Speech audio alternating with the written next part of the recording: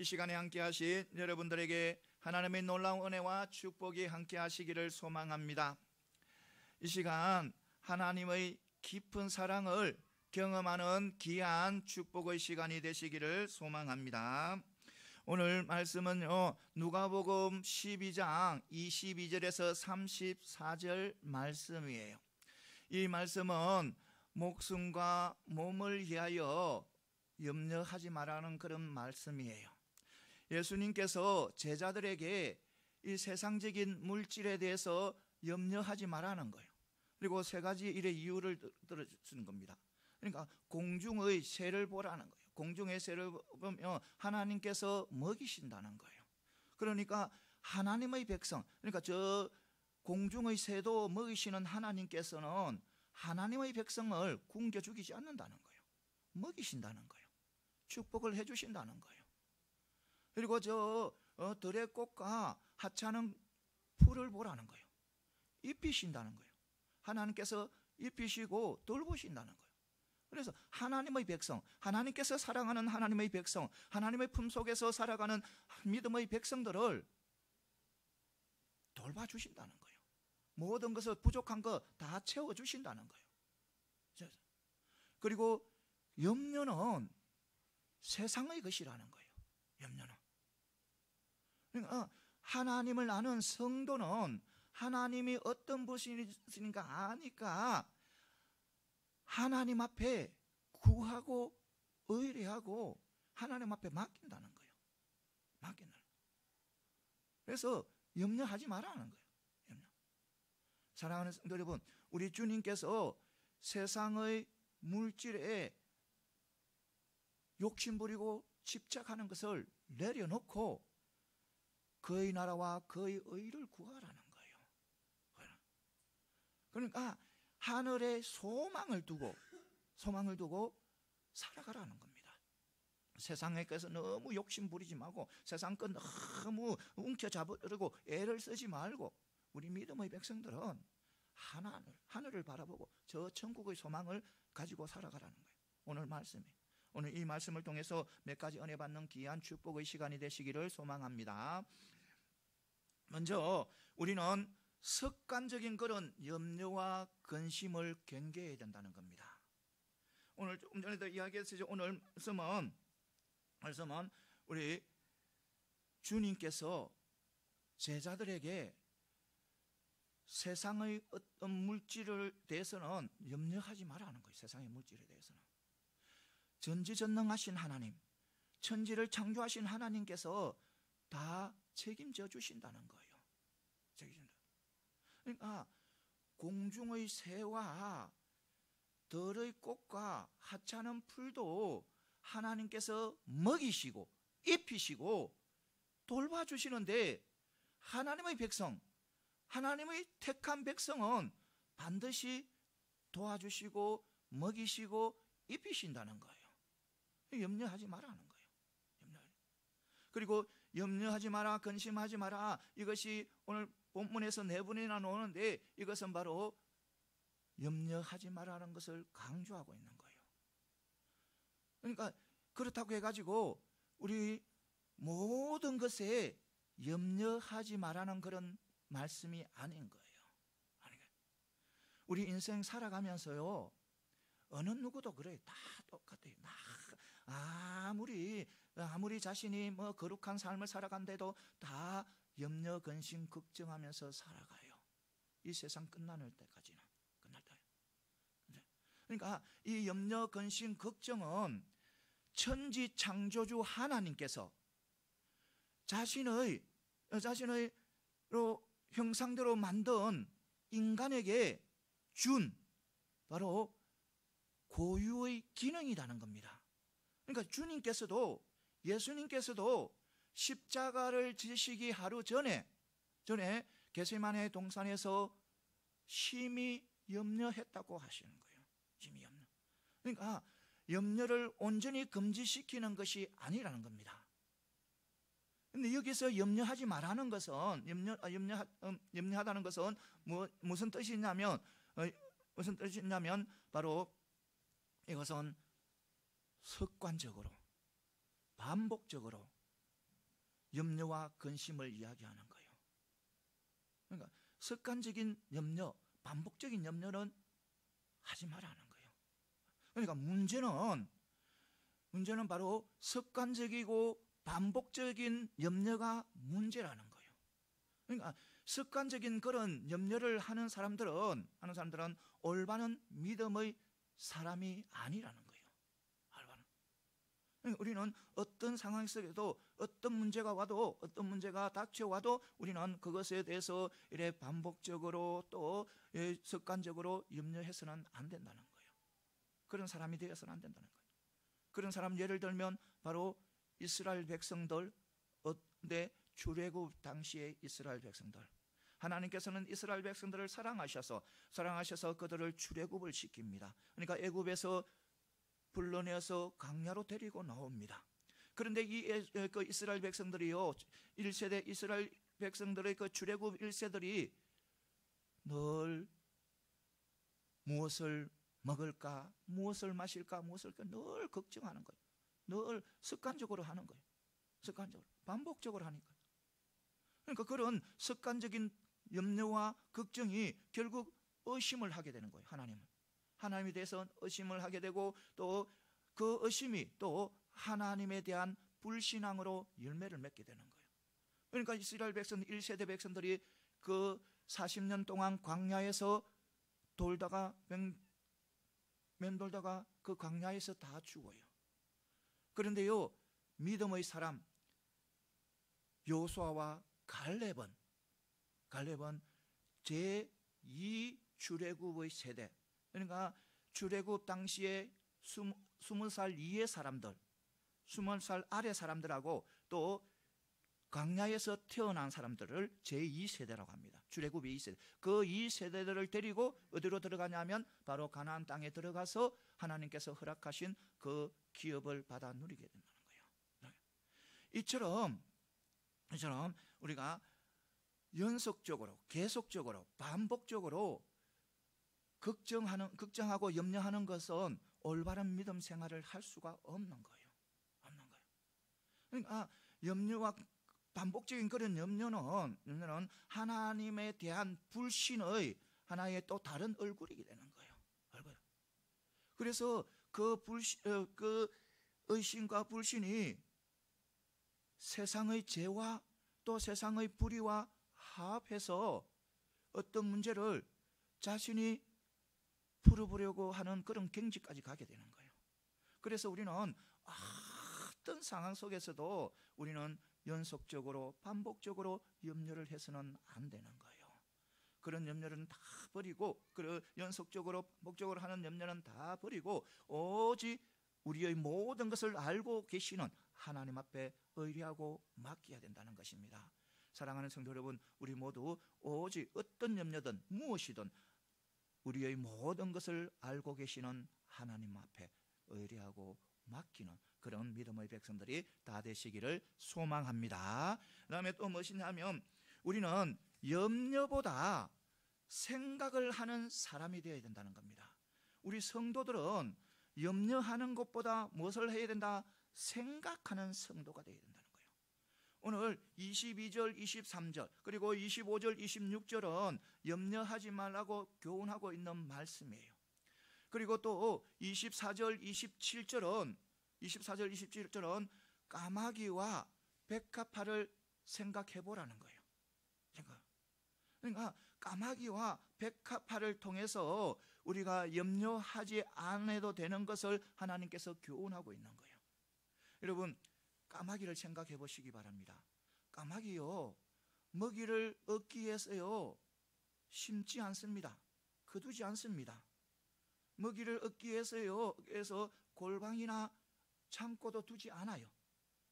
그런데도요, 그들은 굶어 죽지 않고 잘 살아가요. 저 하늘 창공을 나르면서 자기가 가고 싶은 데로 가면서 잘 살아가는 거예요. 잘 살아요. 여러분, 그러면 그건 누가 기르겠습니까? 하나님이 기르시잖아요. 하나님이 기르시는 거예요. 이 까마귀요, 유대 사람 이스라엘 백성들에게는요 부정한 짐승이에요. 먹지 못하는 짐승이에요.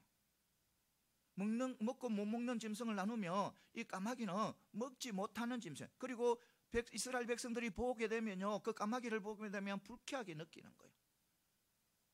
정말 좋지 못한 그런 마음을 가지게 되는 거예요. 그런 까마귀예요. 그런데 우리 믿음의 백성들은 하나님이 택한 백성이잖아요. 하나님이 사랑하시는 백성이잖아요. 하나님께서 독생자 예수를 내어주고 얻은 자녀잖아요. 그 자녀.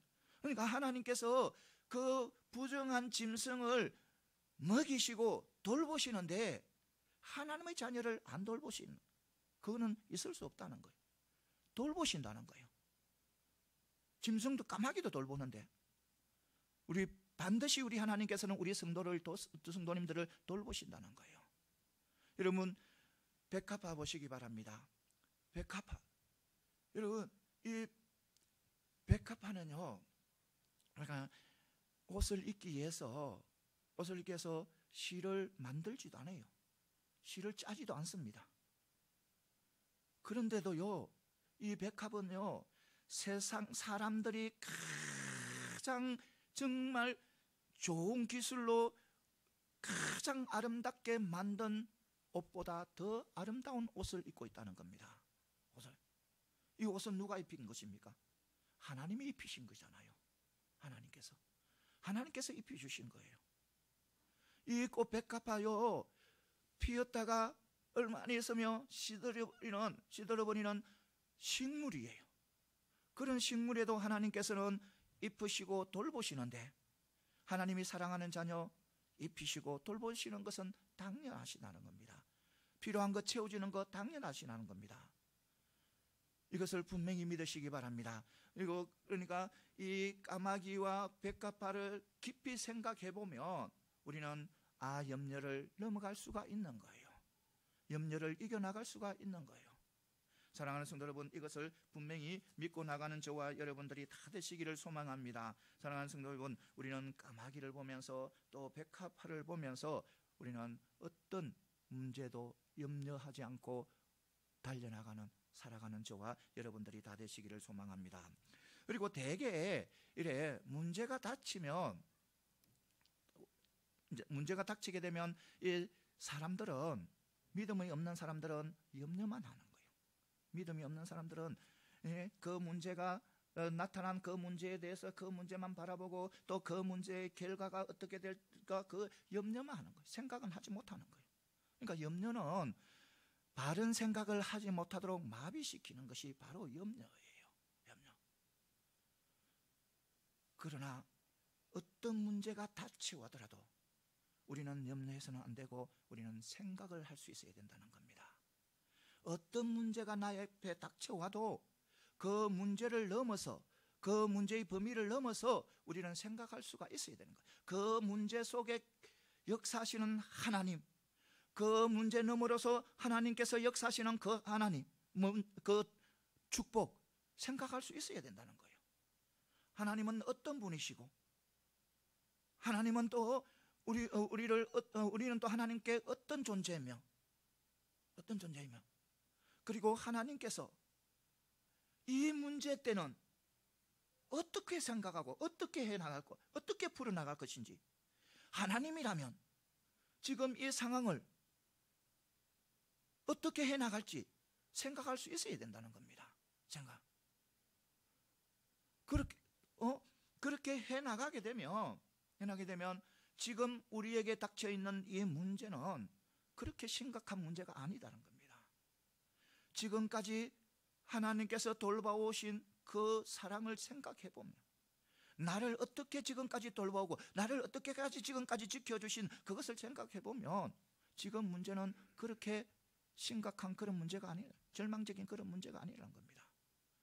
우리는 생각을 하게 되면 문제가 닥치더라도 하나님이 어떤 분이시고 나는 하나님의 존재가 하나님 앞에 어떤 존재인가를 깨닫게 되면 그 문제 속에서 우리는 위로를 받고 또 그 문제 속에서 하나님의 은혜를 누리고 또 그 문제 속에서 우리는 믿음이 더욱더 강해지는 거예요.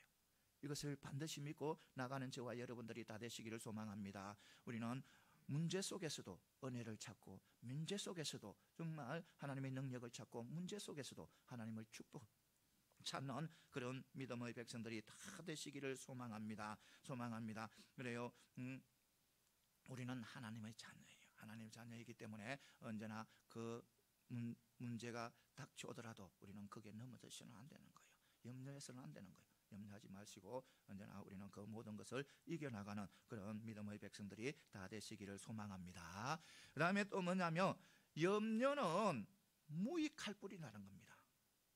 염려하는 것은 나에게 유익되지 않는다는 거예요. 아무 쓸모없다는 거예요. 염려하는 것은.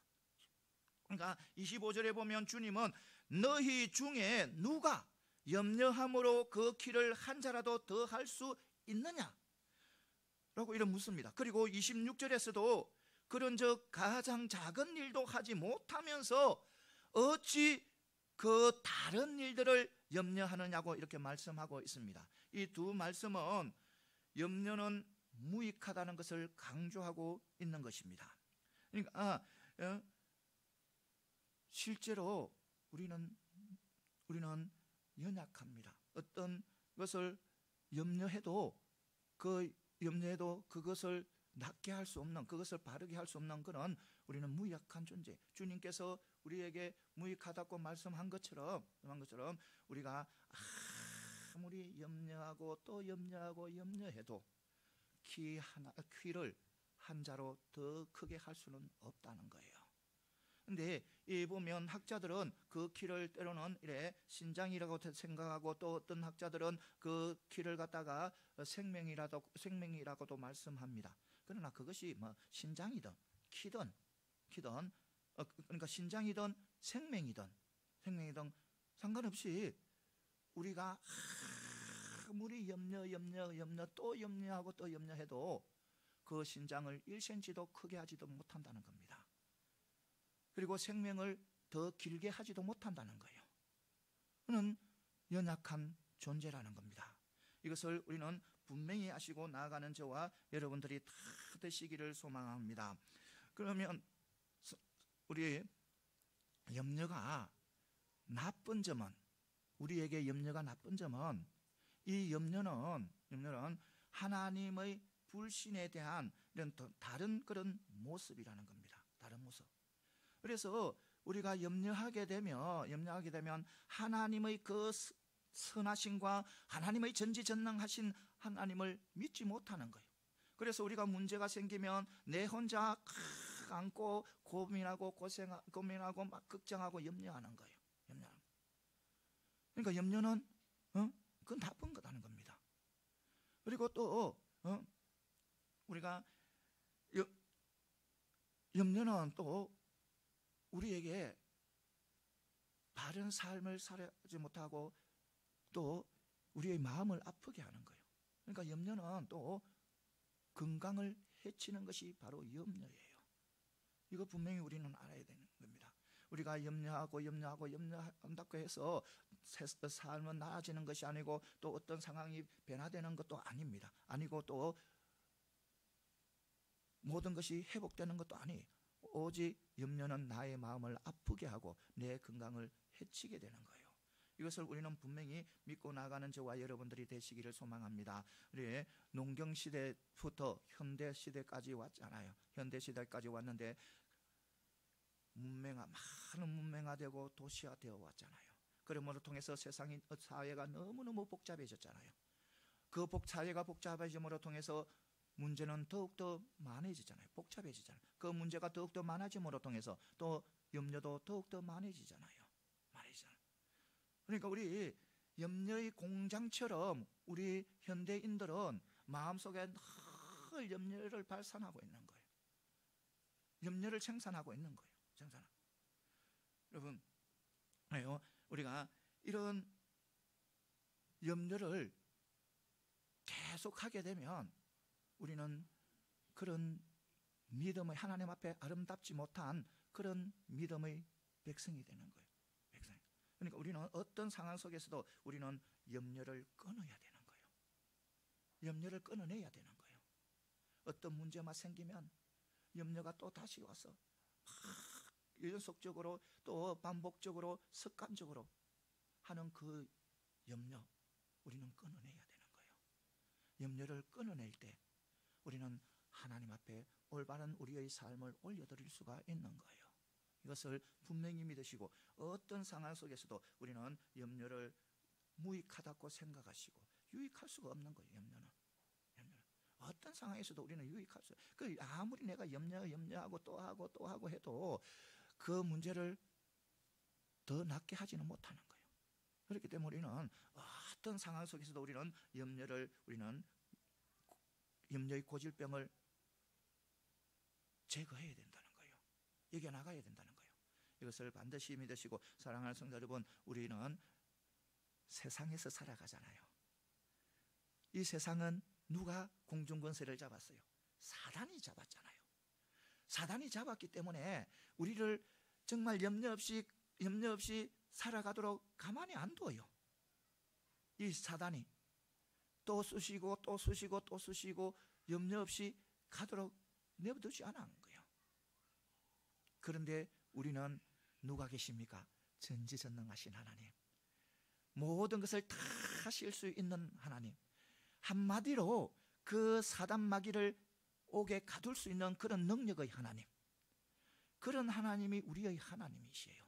그러니까 그 하나님 바라보고 의지하고 나아가게 되면 염려를 하지 않고 하나님 앞에 영광 돌릴 수 있다는 것을 분명히 믿으시고, 오직 하나님 바라보고 하나님 의지하면서 나아가는 저와 여러분들이 다 되시기를 소망합니다. 그 다음에 또 뭐냐면, 하나님의 나라를 구하는 이래 소수의 무리를 하나님은 기뻐하신다는 거예요. 그러니까 하나님의 저 천국에 소망을 두고 살아가는 사람들을 하나님께서 기뻐하신다. 그러니까 그를 소수의 무리라는, 적은 무리라는 거예요. 32절에 보면 이래, 적은 무리여 무서워 말라, 너희 아버지께서 그 나라를 너희에게 주시기를 기뻐하시느니라, 이렇게 말씀하고 있습니다.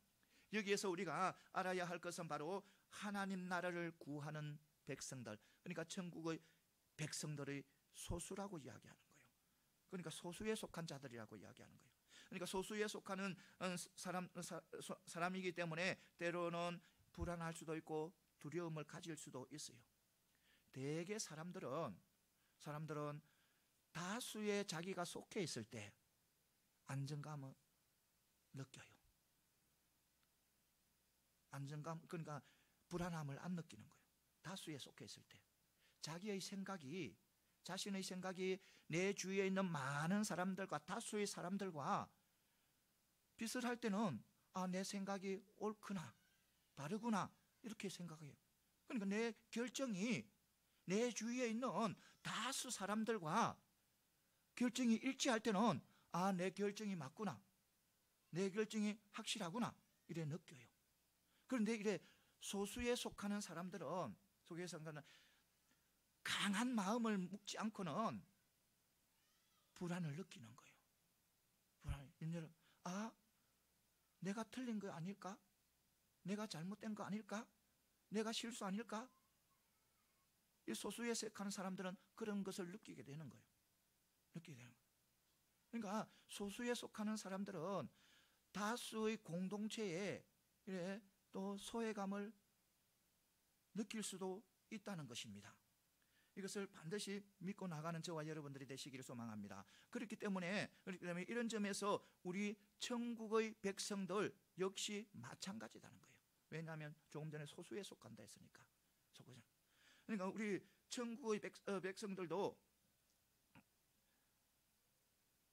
마찬가지. 그러니까 세상 사람들은 물질을 구하고, 입는 것을 구하고, 또 먹을 것을 구하고, 물질을 귀하게 여기고, 물질을 최고라고 여기고 살아가는데 우리 믿음의 백성, 소수의 백성들은 주님께서 먹는 거, 입는 거 구하지 말라고 하는 거예요. 구하지 말고 걱정하지 말라는 거예요, 주님께서. 그러니까 다수 속에 소수로 살아가라는 거예요. 다수의 삶을 따라가지 말고 소수의 삶을 따라가라는 거예요. 그렇다면 우리 주님께서 우리가 세상 살아가는데 아무것도 몰라서 그런 명령을 했는가? 아니라는 겁니다. 우리 주님은 우리가 세상에서 살아가는 거 다 알고 계셔요. 우리가 믿는 자가 안 믿는 세상 사람들과 함께 어울려서 살아가는 때 어렵고 힘든 거 다 알아요. 하나 모르는 거 없어요. 우리 주님께서. 다수 속에 소수로 살아가는 거 힘들다 다 알아요. 그런데 우리 주님께서 먹는 거, 입는 거 구하지 말고 먼저 그의 나라와 그의 의를 구하라는 거예요. 그러면 그 모든 것을 더해 주신다는 거예요. 약속하셨어요. 더해 주신다고. 먼저 그의 나라와 그의 의를 구하면 그 모든 것을 다 더해 주신다는 거예요. 그리고 근심하지 말라는 거예요. 이것을 우리는 분명히 믿고 나가는 저와 여러분들이 다 되시기를 소망합니다. 사랑하는 성도 여러분,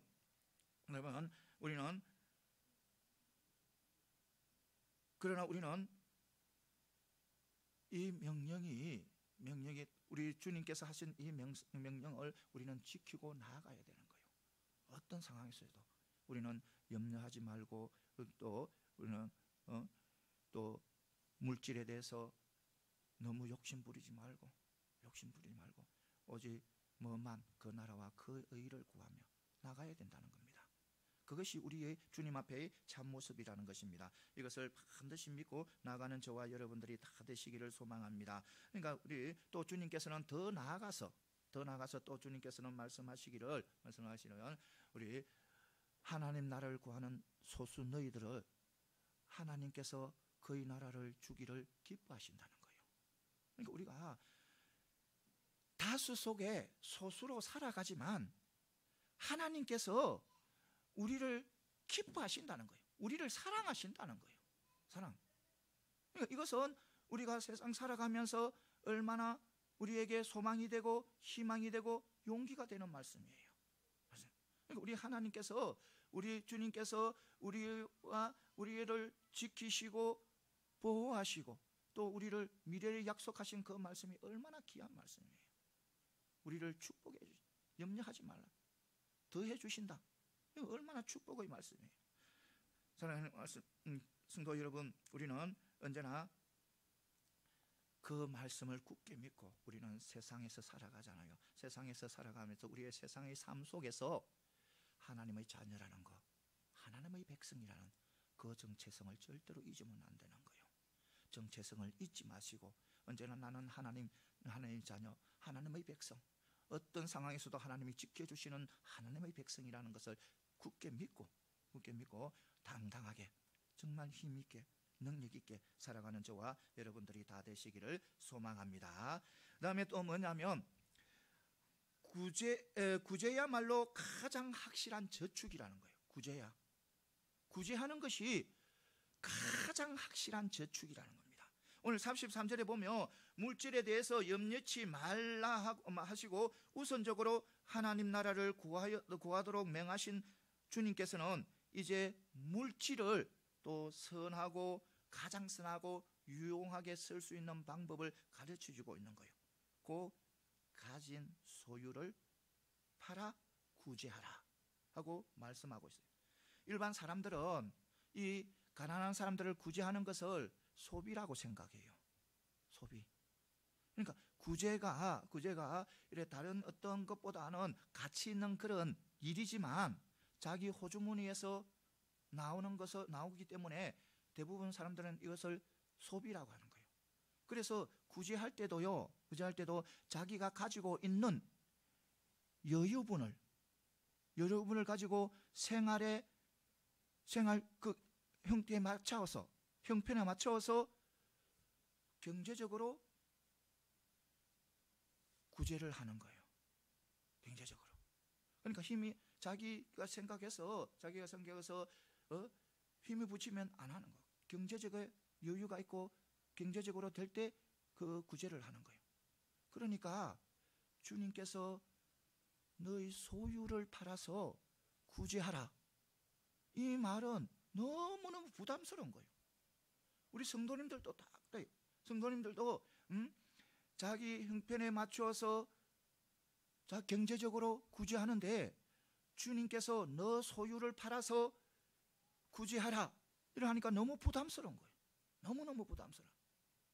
그런데 오늘 주님은 그 너희 소유를 팔아서 구제하라는 것을 어디에다 비유합니까?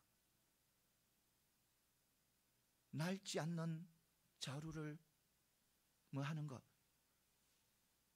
만드는데 힘쓰는 일이라는 거예요. 그러니까 천국의 보화를 쌓는 것이라는 거예요. 여러분, 천국의 보화를 쌓는 것이 바로 우리가 구제를 내 소유를 팔아서 구제하는 것이라는 거예요. 그리고 천국의 보화는 없어지지도 않는 거예요. 그리고 도둑맞지도 않는 거예요. 좀이 와서 또 썩지 않는 거예요. 그래서 내 소유를 팔아 구제하는 것이 소비가 아니고 바로 저축이라는 겁니다. 온전한 저축이라는 겁니다. 여러분, 우리 세상에서 살면서 지혜로운 사람은 어떻게 해요? 지혜로운 사람은 자기가 일을 해서 벌인 돈을 다 즉시 다 소비하지 않잖아요. 다 써버리지 않잖아요. 다 쓰지 않고 어디에? 은행에 저축을 하잖아요. 무엇을 위해서? 미래를 위해서. 미래를 위해서. 그러니까 지금 누리고 싶은 것을 참고 불확실한 미래를 위해서 준비하는 거예요. 은행에 저축을 하는 거예요. 그러니까 준비하고 대비를 하는 거예요. 그래서 준비하고 대비한 사람들은 그것을 통해서 또 현재의 만족감을 느끼는 거예요. 만족감을 누리고 살아가는 거예요. 그런데요, 그것은요 세상 사람들의 입장이에요. 우리 믿음의 백성들은요 한 눈을 더 떠야 되는 거예요. 하나를 더 바라볼 수 있어야 된다는 거예요. 그 세상의 은행에 저축하는 것은 그런 유한해요. 썩어 없어질 것이에요. 당장 오늘 내 목숨을, 강백열 목사 목숨을 하나님께서 데리고 가버리면 은행에 나온 거 아무 내가 아니에요. 내 이름으로 은행에 가 있는 거 다 내가 아니에요. 이런 분이 있었대요. 이런 분, 어떤 분이냐면 일제시대 때 돈을 조금씩 일을 해가 열심히 일을 해서 이래 은행에다 저축을 했대요. 은행에 저축을 했어요. 그래서 항상 이래 돈이 생기면 저축해서 이래 저축을 했대요. 그런데 해방이 되어버렸어요. 해방이 되니까 은행에서 돈 이런 한 푼 못 받았대요. 그래서 그 다음부터는 그분은요 은행에 돈을 연 적이 없대요. 돈을 맡긴 적이 없대요. 바로 우리 장인의 이야기입니다. 그러니까 은행에 저축한 것은 그것은 완전한 미래의 준비가 아니라는 겁니다. 완전한 미래의 준비가 아니라는 거예요. 완벽한 미래의 준비가 아니라는 겁니다. 하나님의 말씀대로 행할 때에 우리는 완전한 미래의 준비가 된다는 겁니다. 대비가 된다는 겁니다. 하나님께서 우리의 소유를 팔아서 구제하라는 거예요. 그것은 천국의 보화를 쌓는 것이라고 했습니다. 그것은 없어지지도 않는다 했어요. 그것은 도둑맞지도 않는다 했어요. 썩지도 않는다 했어요. 그것이 바로 우리의 믿음의 백성들의 미래의 준비라는 거예요. 미래의 준비. 이것을 분명히 믿으시기 바랍니다. 우리가 이 하나님의 말씀대로 하면 이 도저히 내가 못 살 것 같는데도 도저히 못 살, 안 돼. 그런데도요 하나님의 말씀대로 하시면요 그것이 축복이고 그것이 능력이다. 반드시 우리 하나님의 말씀은 이루어지고 또 하나님의 말씀은 그 속에 엄청난 축복이 있다는 겁니다. 우리가 언제나 어떤 상황에서도 우리는 하나님의 말씀대로 해나갈 때 우리는 하나님께서 허락하시는 많은 것을 누릴 수 있는 거예요. 우리는 세상 사람들과 다르잖아요. 우리는 천국을 바라보고 살아가는 사람이잖아요. 우리는 세상은 아무리 길어도 100년이에요. 100년이에요. 많지 않아요. 그런데 우리 천국은 영원해요. 우리가 세상에서 살아가는 이 짧은 기간요 천국의 영원한 데서요 점 하나도 안 돼요. 너무 짧은 기간이에요. 그 기간에 우리 하나님의 말씀대로 살아가게 되면 우리 저 천국에서 영원히 그 말씀의 은혜를 누리신다는 거예요. 말씀의 축복을 받는다는 거예요. 이것을 반드시 믿고 나가는 저와 여러분들이 다 되시기를 소망합니다. 그래서 우리는 하나님께서 주신 그 물질 다른 데 낭비하지 마시고 구제하는 데 힘쓰므로 통해서 하늘의 보화를 더욱더 쌓는 그런 축복의 백성들이 다 되시기를 소망합니다. 시간은 많이 갔지만 한 가지만 더 하고 마치겠습니다. 구제를 위해서 물질을 쓸수록 천국 소망도 분명해진다는 거예요. 구제를 위해서 물질을 쓰게 되면 천국의 소망은 분명해진다는 거예요. 그러니까 34절에 보면 너희 보물이 있는 곳에 너희 마음도 있으리라 이렇게 말씀하고 있습니다. 그러니까 소유를 팔아서 구제하는 것이 하늘의 보화를 쌓는 것이라고 이야기한 후에 바로 너희 보물이 있는 곳에 너희 마음이 있다고 말씀하고 있는 거예요. 그러니까 이것은 바로 뭐냐면 구제하는 것하고 하늘에 우리가 천국의 소망을 갖는 것하고 관계가 있다는 거예요. 관계가. 그러니까 내가 구제하면 할수록 천국의 소망은 더욱더 분명해진다는 거예요. 분명해.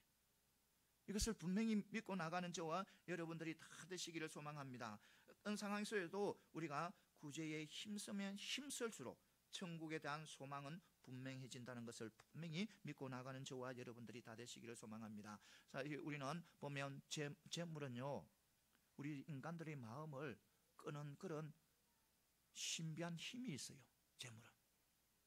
재물은 우리 인간들의 마음, 누구라도 그래요. 누구라도 다 끄는 그런 힘이 있어요. 재물은. 우리 격언에도 있잖아요. 황금 보기를 돌같이 하라. 그런 말이 바로 물질에는 우리 인간들의 마음을 끄는 그런 힘이 있기 때문에. 그러면 왜 물질이 우리들의 마음을 그렇게 끄는가? 그것은 바로 물질이요, 우리의 삶에서 많은 것에 개입하게 돼요. 개입하지 않는 것이 없어요. 물질이 우리의 삶을 살아가는데, 이 세상에 살아가는데 물질이 다 개입하고 있어요. 물질이 돈이 있어야 의식주도 해결을 할 수 있고, 물질이 있어야 또 우리는 문화생활도 할 수 있고, 물질이 없으면 어려운 것이, 돈이 없으면 불편한 것이 너무 많잖아요. 그러니까 이 물질은 많은 곳에 우리는 개입한다는 것은 우리가 알 수 있어요. 그러니까 그 많은 것에 개입하는 그 중요한 그 물질, 너무나도 우리의 삶에 중요하잖아요. 모든 것에 개입하니까. 때로는 선하게도 개입하고, 때로는 좋지 못한 일로도 개입하잖아요. 물질이. 돈이 선한 일에도 개입하고 또 악한 일에도 개입하잖아요. 그러나 돈은 악한 일이든 선한 일이든 우리 삶 속에 온전히 개입하잖아요. 개입해요. 여러분, 그 귀한 물질로 우리가 구제하려는 것은 정말 힘들잖아요. 정말 마음이 힘들어요. 여러분, 부자 청년 생각해 보시기 바랍니다. 그는 영생을 얻기 위해서 주님의 앞에 왔어요. 그러니까 그는 소망을 가지고, 저 천국의 소망을 가지고 영생을 얻기 위해서, 영생하기 위해서 주님 앞에 왔어요. 그런데 주님이요, 다른 말은 안 해요. 가서 너의 소유를 다 팔아서 가난한 사람들에게 주라는 거예요. 그런데요, 그 청년 근심하면서 떠나가 버려요. 왜 그랬을까요? 천국의 소망보다 물질에 대한 그 욕구가 더 강했기 때문에, 물질에 대한 집착이 더 강했기 때문에. 그러니까 물질에 집착이 강하게 되면, 욕심이 강하게 되면 천국의 소망을 놓칠 수 있다는 겁니다. 그러니까 우리가 천국의 소망을 더욱 분명하게 확실하게 잡기 위해서는 우리에게 주어진 그 물질에 대한 집착을 버릴 때 천국의 소망은 더욱 분명해진다는 겁니다. 이것을 분명히 믿으시고 우리는 천국을 소망하시기를 바랍니다. 천국을 소망하시기 바랍니다. 천국의 소망을 통해서 우리는 또 아름다운 그런 삶을 살아가는 저와 여러분들이 다 되시기를 소망합니다. 이제 말씀을 맺겠습니다. 사랑하는 성도 여러분, 우리 믿음의 백성들은 내 목숨을 위해서, 내 몸을 위해서 염려해서는 안 되는 거예요. 우리 하나님이 다 책임져 주셔요. 다 이기게 하시에요. 오직 우리가 할 것은 그 나라와 그의 의를 구하고, 그리고 하나님께서 주신 물질 우리가 또 나누면서 하나님 앞에 귀한 삶을 살아가는 저와 여러분들이 다 되시기를 소망합니다. 예, 기도드리겠습니다. 사랑의 하나님 아버지, 감사합니다.